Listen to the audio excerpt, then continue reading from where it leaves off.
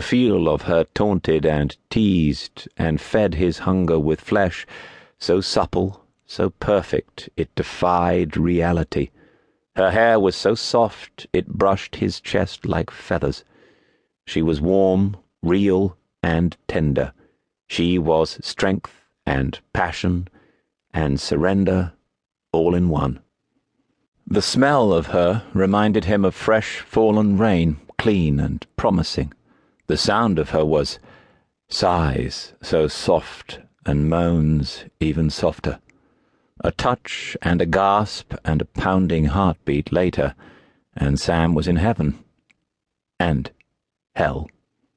He awoke that morning as he always did of late, his sheets soaked, his breath catching, his hands fisting in something that was no longer there. The night before had been a long one. Upon arriving at Central Park, where he knew Michael would be fighting off a score of bad guys, Sam had been struck with something odd. He'd sensed something in the air that he'd never felt before in waking life. It was a scent on the wind, and a hint of a memory. It was like feeling silken locks of hair slip through his fingertips. It had shaken him. Not enough that he'd allowed it to be seen, and certainly not enough that he hadn't been able to do what he'd gone there to do. But it had entered his mind and planted a seed of doubt. Once he'd taken care of business with the Warrior Archangel, he'd left the menial remaining tasks to his assistant Jason and returned to Chicago. It hadn't been until very late that he'd taken to his bed, alone, with those seeds of doubt sprouting trees in his head. And then, as usual, he'd dreamed of her, whoever she was. And once more she had slipped through his fingers, gone like the wind. He wanted to lash out in anger, in desperation, and shove himself back into sleep. He was exhausted in a way that no one knew, and in a way he could never let anyone see.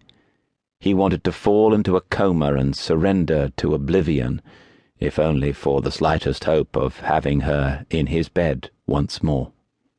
Now Sam sat up in his vast plain of silk sheets and promises, shut his eyes tight against the real world, and everything about it that wasn't his dream, and fisted his hands in his ash-blonde hair.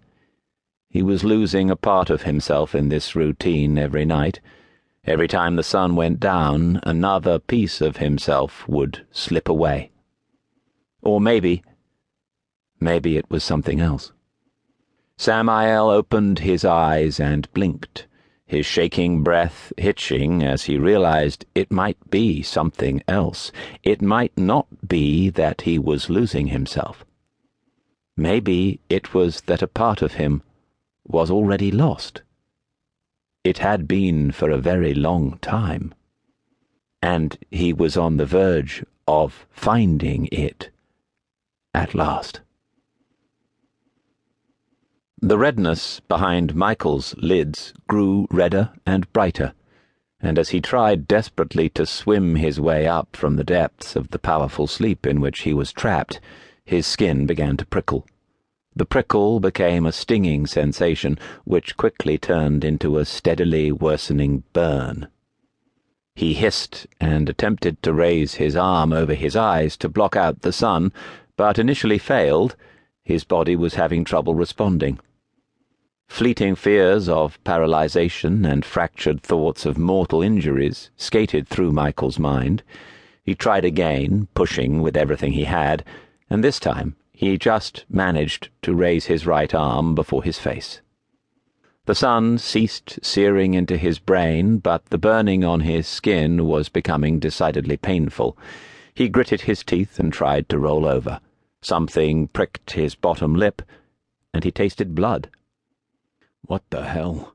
He thought. His body just did not want to do what he told it.